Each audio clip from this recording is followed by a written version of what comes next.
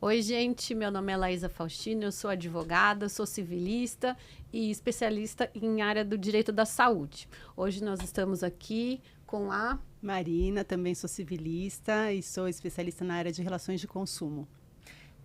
Pode falar. Eu sou a Odila, eu trabalho com consultoria civil, na parte preventiva e também na parte imobiliária.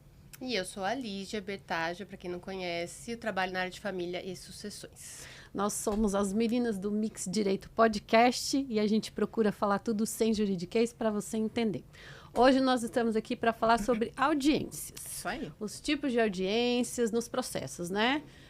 A nossa área, como a gente já disse, é civil, em geral, né? Então, a gente vai falar mais de audiência civil, não de processos trabalhistas ou processos criminais, né? E explicar um pouquinho para você que vai participar de uma audiência ou que tem algum colega ou familiar, enfim, que está envolvido num processo judicial, né? Então, assim, basicamente, a gente tem dois tipos de audiência, né? A audiência de conciliação e a audiência de instrução em julgamento. Esse nome é bem feio, assim, assustador, né, para usar outro termo, mas nada mais é do que uma audiência em que serão ouvidas as testemunhas, Vamos né? falar primeiro da de conciliação? De conciliação é eu mais acho que tranquila, né? Assim, só para o pessoal entender, as audiências, elas ocorrem em determinada fase processual. Isso. Então, assim, não é... Embora a conciliação você possa... Conciliação que é? Acordo. Acordos você possa fazer a qualquer tempo, a qualquer momento do processo. A audiência de conciliação, ela tem um momento próprio, né? A rigor, ela é marcada antes da defesa, da apresentação da defesa, mas a prática adotada, né? Aqui em São Paulo, eu acho que é a maioria dos casos, né? Outros estados a gente vê primeiro a audiência de conciliação, depois a defesa. Aqui eles costumam dispensar muitas vezes essa audiência de conciliação e já intimam para a defesa e marca essa audiência depois, que era a regra antiga que a gente tinha no Código de Processo Civil, né? Vai depender muito, talvez, do tipo de caso, assim, do tema envolvido, para saber, olha, não vou nem tentar marcar uma audiência de conciliação prévia, porque... Sinceramente, acho que depende da matéria. Em algumas ocasiões o direito nem permite, por exemplo, uma investigação de paternidade. Como que você vai fazer uma audiência de conciliação, né? Então... Nesse caso, quando a gente fala de família, as audiências elas vieram no sentido de trazer a conciliação. Então, no caso que depende de perícia, não vai ser o caso. Sim, sim. Mas, diferente do Código de 73, que era aquela coisa... de 73, que eu digo, é o Código de Processo Civil. Que era aquela coisa de litígio, de briga, de aquela contenda, todo aquele conflito. O Código de 2015, ele trouxe uma pacificação, entre aspas, no sentido de dar um pouco às partes, né, os envolvidos, um poder de decisão, de se resolverem entre elas, né? Do que terceirizar e depender de uma ordem judicial e enfim. Então, a audiência de conciliação, ao menos na minha área, ela vem com esse sentido de atribuir para cada um ali o poder de decidir sobre aquele problema. Perfeito. Com concessão, né? Logicamente, Claro. a conciliação não sai se um não ceder e o outro não ceder também. Mas nesse sentido. E aí, para ser prática, como que funciona uma audiência de conciliação? Cada um, né, tanto o autor como o réu, vão estar acompanhados dos seus respectivos advogados, isso seja numa audiência presencial ou seja numa audiência virtual. E é necessário que todos estejam munidos de seus próprios documentos, Sim. tá? Porque isso vai ser pedido, inclusive, para os advogados. Tanto numa audiência virtual, a gente apresenta ali na tela. E aí, a depender de quem está conduzindo, no meu caso, de novo, né, eu falo que, em geral, essa primeira audiência ela é feita por um conciliador, a mando, né, do juiz. Aqui em São Paulo tem o Sejusc, que é o Centro de Conciliação. E aí, ele, mais do que outra coisa, né, mais do que dar a palavra aos advogados, mas dá a palavra às pessoas envolvidas. O primeiro a falar é o autor e depois é o réu. E começa a conversa. Como que é mais na área da saúde do consumidor? Quer falar um pouquinho? Eu queria também primeiro ponderar que o Sejusc, acho que é importante o pessoal saber, ele é pago também, né? Porque depois o cliente pergunta, mas e aí? Você tem que pagar também o Sejusc. Então, às vezes a gente pede dispensa dessa audiência porque realmente não tem acordo, né? Paga por hora. Paga por hora o conciliador. Na área da saúde depende, né? Porque você vê, ações que envolvem reajuste de plano de saúde são matérias de direito, né? A maioria dos casos, você precisa de uma prova pericial.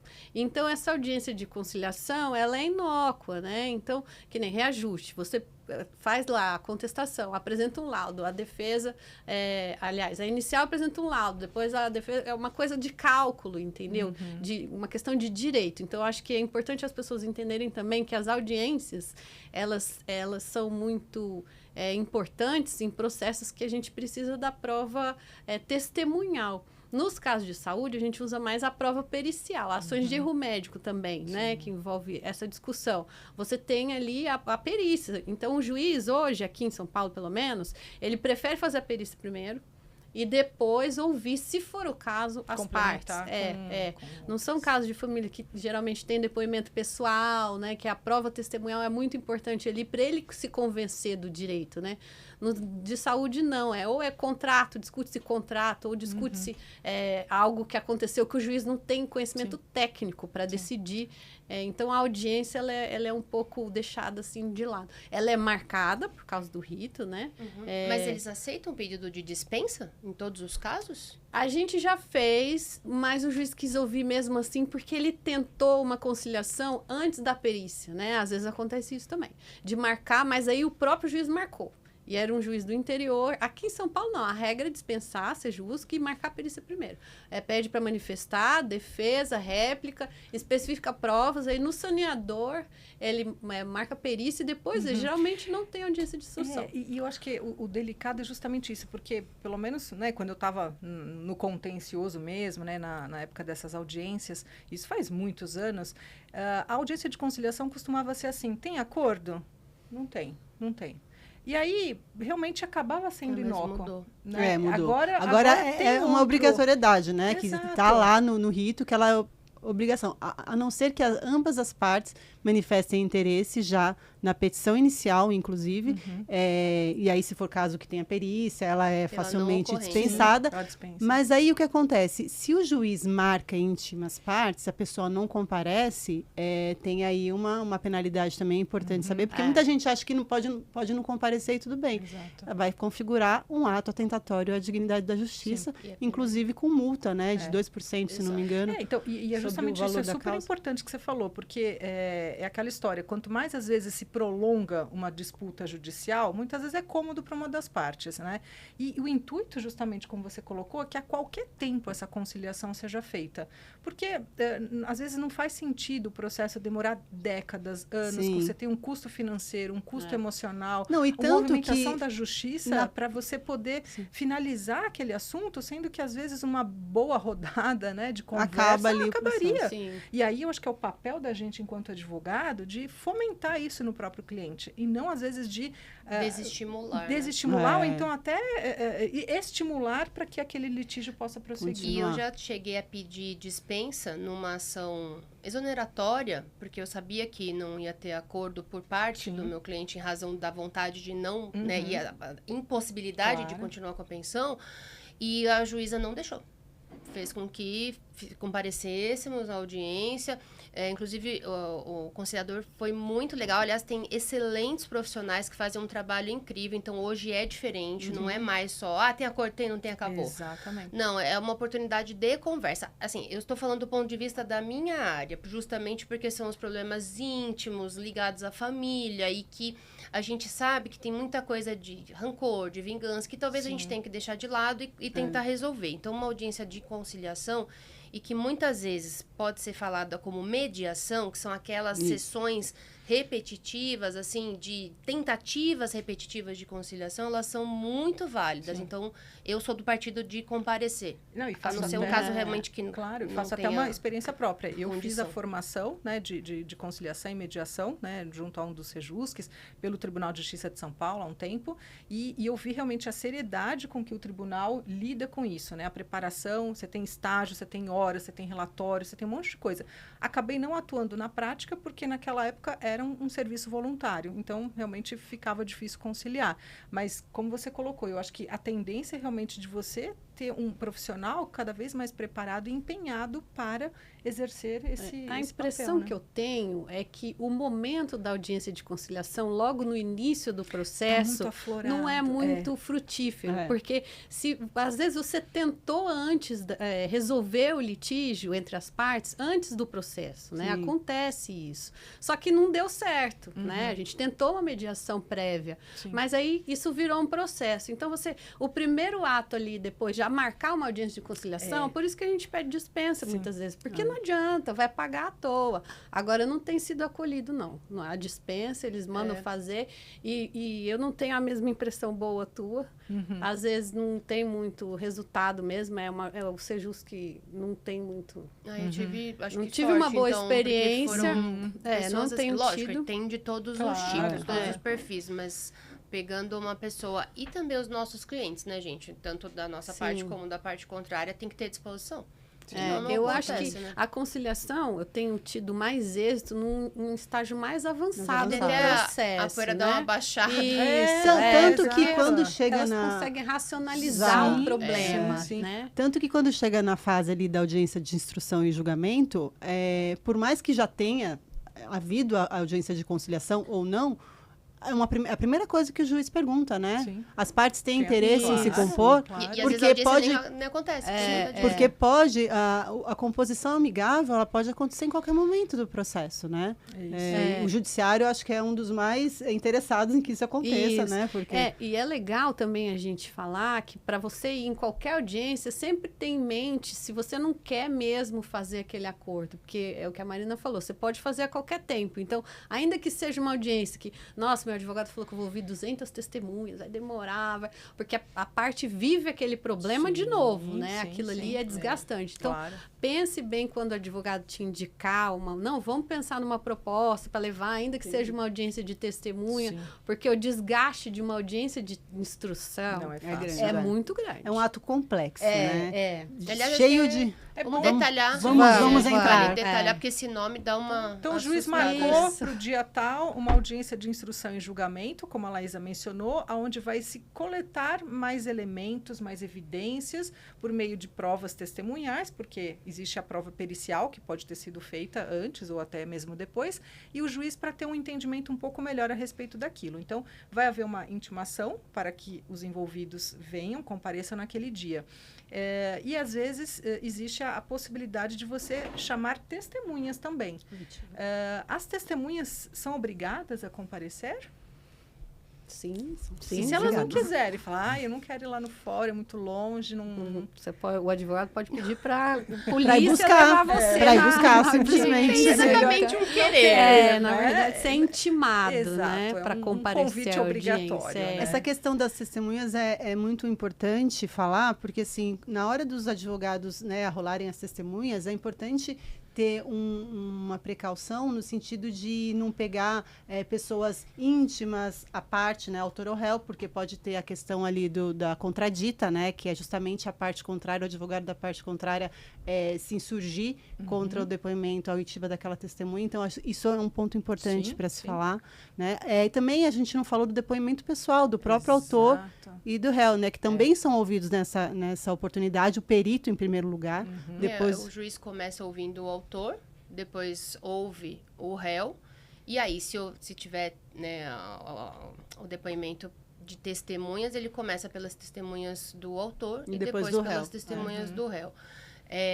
Uma coisa que eu acho que é importante dizer, na área de família, aquele problema íntimo que acontece dentro de casa, quem são as testemunhas daquela situação? Não tem como, né? É muito difícil. Então, a gente tem esse desafio, porque são problemas muito ali particulares, que as testemunhas vão ser os familiares e vão ser os amigos. Então, na minha área, precisa ter um pouco de... flexibilidade. Eu acho que tem que ter essa flexibilidade, mas um outro olhar, porque peso diferenciado, o peso né? é diferente. Então, pode até ser que seja dispensada, porque tem interesse na causa. Qual que é o interesse na causa, gente? É uma discussão, é uma violência doméstica, é uma Mas você disputa tem de notado guarda. uma certa flexibilidade dos juízes para Com oitiva, certeza, né? com certeza. Dependendo do caso, vira informante. né, que não tem a obrigação ali de se comprometer com a verdade. Alguma coisa para se falar também, que é a obrigação, né, do testemunho ser verídico, né, por conta da penalidade do crime de falso testemunho. E assim, é complicado porque na hora que você vai ouvir a testemunha, ela fica muito nervosa.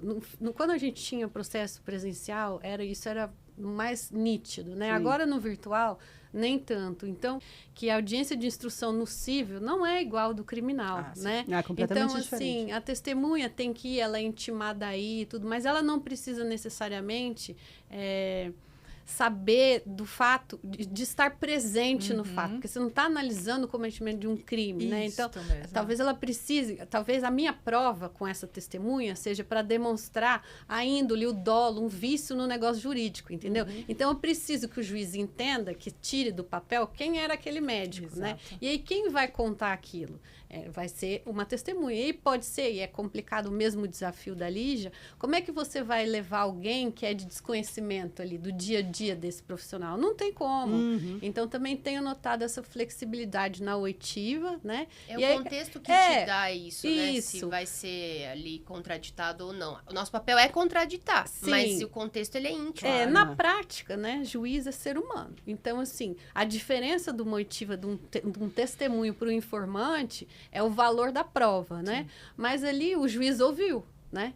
Então, assim, ele pode fundamentar ainda. Eu já tive sentença fundamentando na oitiva do informante.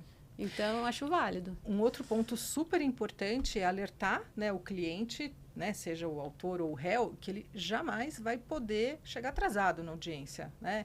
Então, venha com antecedência, venha com seu advogado, porque se você não participar, você vai ter uma penalidade muito grande, a ação pode até, enfim, né, ser perdida. No caso de ser pessoa jurídica, tem que ter o preposto, munido da carta de preposição, né? Importante também lembrar esse detalhe. E uma coisa, acho que só deixar claro que nós, como advogados, a gente não tem o papel de orientar a testemunha. A gente tem o papel de explicar como a audiência funciona. Exato. Para deixar a testemunha à vontade, justamente para ela entender a dinâmica. Eu acho que isso é muito importante para não dar nenhum tipo de, né, prejuízo ao processo, ao próprio profissional.